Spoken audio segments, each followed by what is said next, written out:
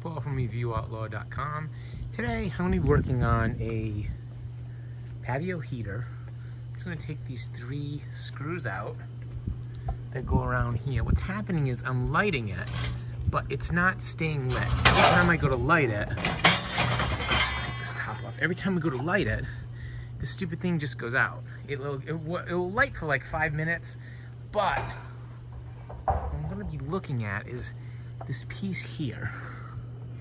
When you look, there's this piece, you can see it right here. I'm gonna try cleaning it and moving it closer to the thing. What happens is this piece gets dirty, I guess, and it can't communicate with this that it's actually hot, so it keeps shutting the flame off. So I'm gonna try cleaning it and moving it and see what I come up with to make it work.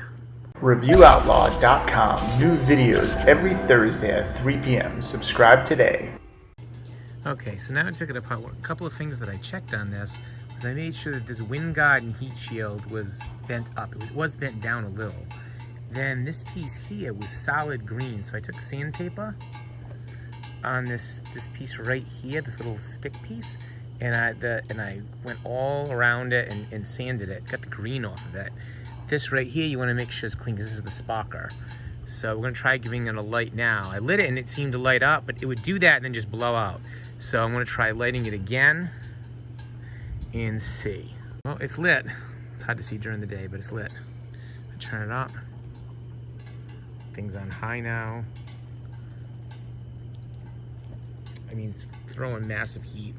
I think the whole thing was, oh God, I could stand back. It's hard to see because of the thing, but if you put like, I guess you can.